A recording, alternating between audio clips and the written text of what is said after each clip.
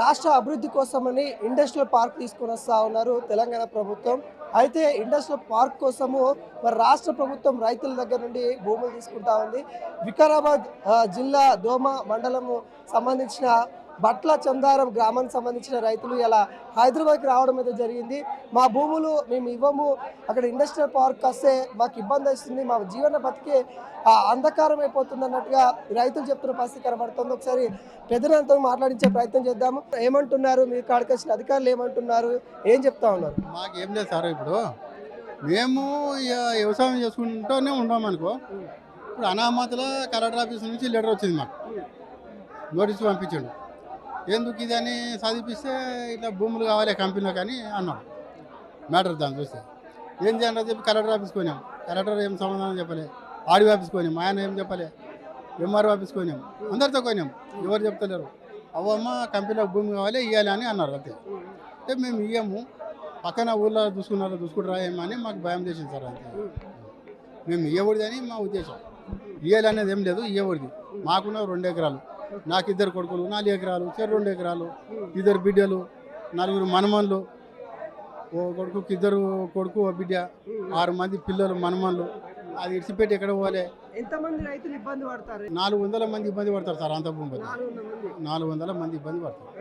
ఇప్పటి నుండి ఇప్పుడే వచ్చిన కాంగ్రెస్ ప్రభుత్వం వచ్చిన కాంగ్రెస్ ప్రభుత్వం నేను ఇప్పుడు 77 సంవత్సరాలు నాకు. ఇప్పుడు నేను మరిచెన్నారెడ్డి ముఖ్యమంత్రి ఉన్నప్పటి నుంచి నాకు ఓటాకు వచ్చింది.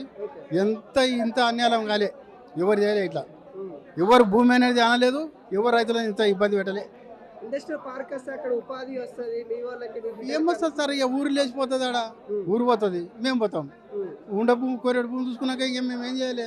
ఆడ ఏం చేస్తాం? ఒకటి ఎక్కడ పోతాం? నష్టపరిహారం కూడా కట్టిస్తామంటే ఆయన ఇప్పుడు అద్దె భూమి రాదు. ఆయన ఇచ్చే పైసలకు అద్దె భూమి రాదు.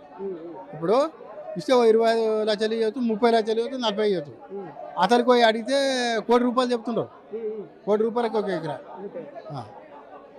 మరి ఎట్లా మేము కొని ఆడబ్బా పడాలి చెప్పు?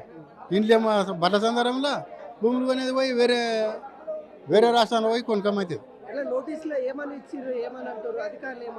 మాకు మీ భూములు మాకు ఇవ్వాలని ఇచ్చింది, అంతే. ఇవ్వాలి అని ఇయ్యం. మేమంతా రైతులమంతా కలిసి ఇవ్వకూడదు. మేమేమిటి, మన జీవితమే కాదు, మన భూమి వెనకితం ఇవ్వకూడదు అని మా ఉద్దేశం. అంత తప్పితే ఏం లేదు. మేమేం పార్టీకి పోయి కొట్లాడేది ఉంటుందా? మేము భూమి పని చేసుకొని బతికెట్టాం, అంతే. బర్రెనో గొర్రెనో మేకనో దూడనో మేపుకొని ఆ పొలంలో కట్టేసుకొని మేపుకొని అందులోనే బతికేటోళ్ళం, అంతే. మా ముత్తాతల జమానా నుంచి, ఇప్పుడు కాదు.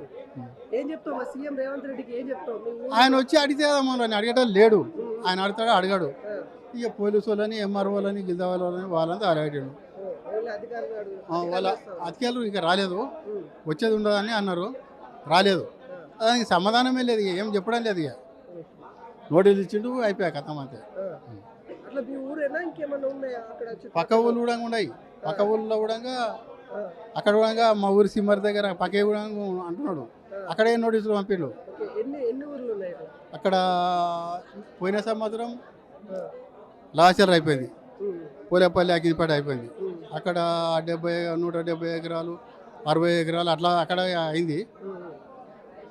ఈళ్ళపల్లి పక్కన కొండాయిపల్లి, అనంతరెడ్డిపల్లి, ఇట్లా ఇవన్నీ నోటీసులు పంపిండు. ఏం చేస్తాడో తెలియదు. ఇంకా మాకు భయం లేచింది.